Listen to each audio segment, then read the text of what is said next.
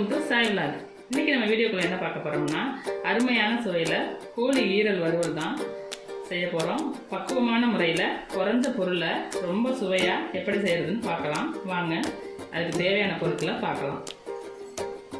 வெங்காயம் 150 கிராம் வெங்காயம், சின்ன வெங்காயம் அரிஞ்சு வச்சுருக்கேன். ஒரு தக்காளி பழம், கருவேப்பிலை, கொத்தமல்லி தழை, ஈரல் 1/2 கிலோ ஈரல் மஞ்சத்தூள் போட்டு வாஷ் பண்ணி வச்சுருக்கேன். சின்ன சின்ன துண்டாக அரிஞ்சு, மல்லித்தூள் 1 ஸ்பூனு, மிளகாத்தூள் 2 ஸ்பூனு, இஞ்சி பூண்டு விழுது, மிளகும் ஜீரகமும் வறுத்து நுணுக்கி வச்சுருக்கேன் 1 ஸ்பூனு, மஞ்சத்தூள், தாளிப்புக்கு சோம்பு, ஆயில். வாங்க எப்படி செய்கிறதுன்னு பார்க்கலாம். ஸ்டவ் ஆன் பண்ணிக்கலாம். கடாய் வச்சுருக்கோம். அப்புறம் ஆயில் சேர்த்துக்கலாம். ஒரு 4 ஸ்பூன் போல் மந்த்ரா ஆயில் சேர்த்துருக்கேன். ஆயில் ஹீட் ஆகட்டும். 1/2 ஸ்பூன் சோம்பு போட்டுக்கலாம்.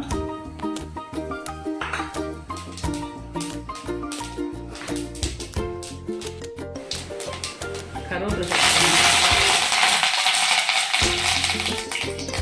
சின்ன வெங்காயம் அரிஞ்சு வச்சு சின்ன வெங்காயத்தை சேர்த்துக்குவோம்.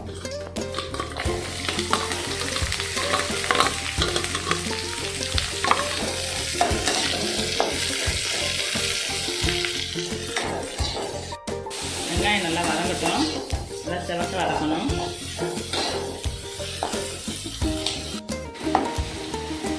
இஞ்சி 2 ஸ்பூன், இஞ்சி பூண்டு விழுது 2 ஸ்பூன் சேர்த்துக்கலாம்.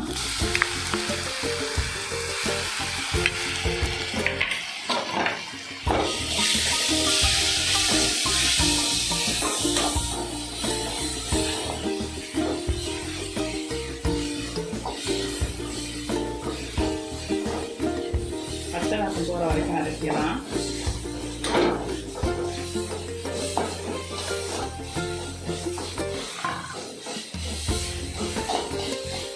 தக்காளி சேர்த்துக்கலாம்.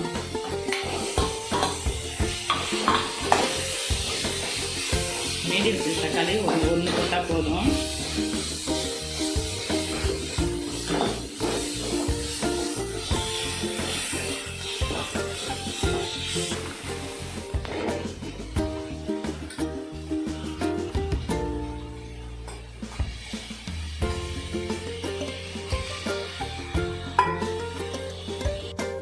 இருந்தாலும் அதில் உள்ள தண்ணி வெளியே வர்ற வரைக்கும் நல்லா கொஞ்சம் வதக்கி விட்டுக்குவோம்.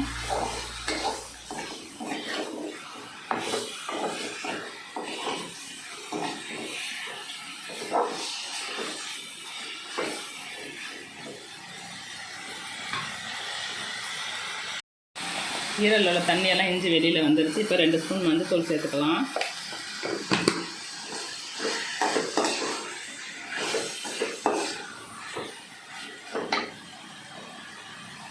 மிளகாத்தூள் 2 ஸ்பூன்னு சேர்த்துக்கலாம். 1 ஸ்பூன் மல்லித்தூள். எல்லாத்தையும் ஒன்று சேர கிளறிக்குவோம்.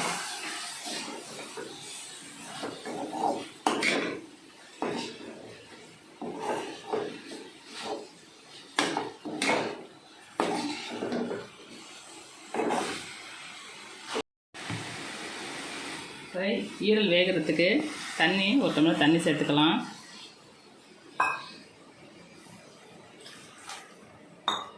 சால்ட்டு தேவையான அளவு சால்ட்டு போட்டுக்குவோம்.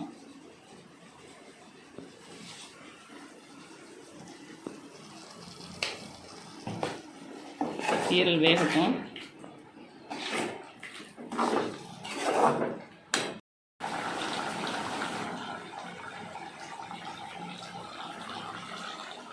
மிளகு ஜீரகம் வறுத்து நுணுக்கி வச்சுருக்கோம்.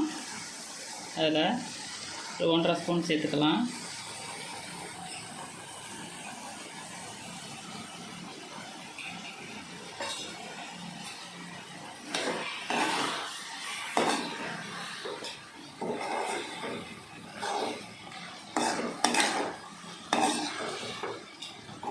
பாருங்கள், அருமையாக கோழி மாவு ஈரல் வறுவல் ரெடி ஆயிடுச்சு.